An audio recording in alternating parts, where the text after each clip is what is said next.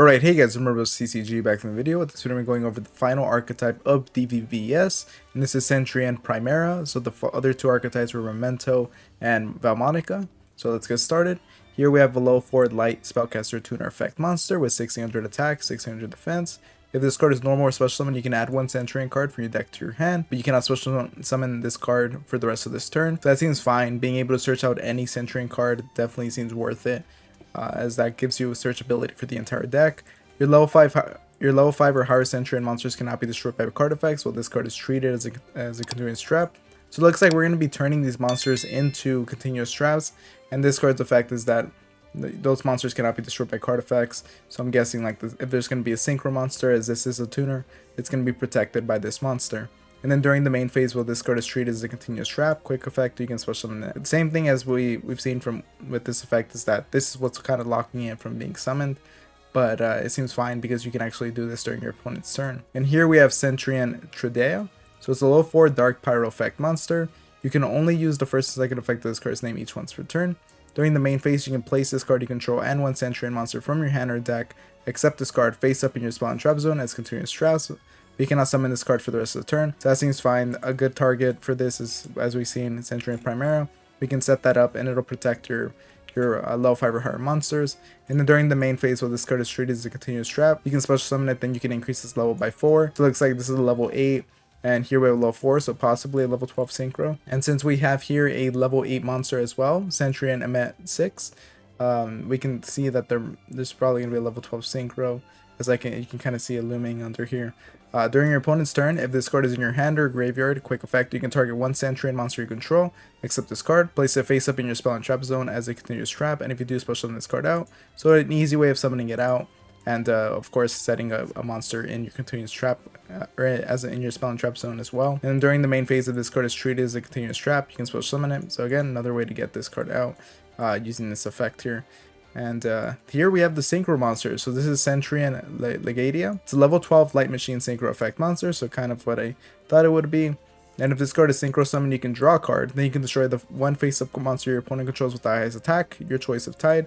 So okay, that seems decent. Being able to draw a card, that's nice. It's gonna make it so you don't have to worry about so much using your hand. And being able to pop a monster in the field, that's nice. Too bad you don't have the control over it, but usually you want to pop the monster with the highest attack anyways.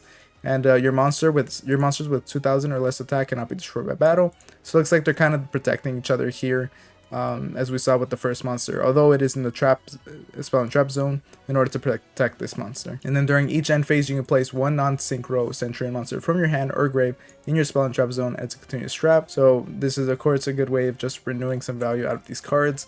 The only one that I really see doing anything during the end phase, like having it there during your opponent's turn, would be Centurion Primera, just so that you can have this sort of protection, as it does basically buff all your Centurion monsters here, as long as they're level 5 or higher. And the other ones are great if you have it during your turn, just being able to, like for instance, being able to special summon this out to synchro summon, or summoning this guy out in order to synchro summon. Maybe if we have a way to synchro summon during our opponent's turn, then that could be relevant. So here we have Stand Up Centurion, so this is the field spell. Cannot be destroyed by your opponent's effects while you control a Centurion monster card. So a good way of protecting it, as that is going to be the most prominent way of it being removed. And then during the main phase, if this card was activated this turn, you can send one card from your hand to the grave, place one Centurion monster from your deck, face up in your spell and trap zone as a continuous trap. Just a direct way of putting something in your spell and trap zone without having to activate their effects, so that you don't lock them out from being special summoned. And yeah, this seems like great for that role. And if a monster is special summoned, you can immediately after its effect resolves, synchro summon using materials you control, including a Centurion monster. So that's really good. That's kind of what I was talking about. During your opponent's turn here, if they summon a monster, being able to synchro summon means that their effects are actually relevant. You're going to want to be able to special summon them during your opponent's turn, while also granting yourself some protection here. So it's going to give you some interaction during your opponent's turn here. And yeah, so here we have Faith of Centurion. So you can place one Centurion monster from your hand or graveyard face up in your spell and trap zone as a continuous trap. So again, the same way as we've seen here, the field spell here is just able to put something directly there, and this quick play spell is able to do that as well. And then if a Centurion synchro monster is special summoned to your field while this card is in your grave, you can banish this card and target one Centurion monster in your grave, place it face up in your spell and trap zone as a continuous trap. So of course you're gonna be wanting to synchro summon it into that monster. I guess like the play to do here is to activate this first, and then you can do this effect here in order to place one of those monsters in your continuous trap zone and your spell and trap zone, and then you can play from there. Here we have one of the traps, so it's a Centurion Phalanx. So you can target one face-up monster card on the field, banish it, and if you do, special summon it to its owner's field during the standby phase of the next turn. So it's just a temporary banish, but it could be pretty annoying for your opponent. Then you can banish this card from your grave, then target one Centurion Synchro monster in your graveyard, special summon it, and if you do, it loses 1500 attack.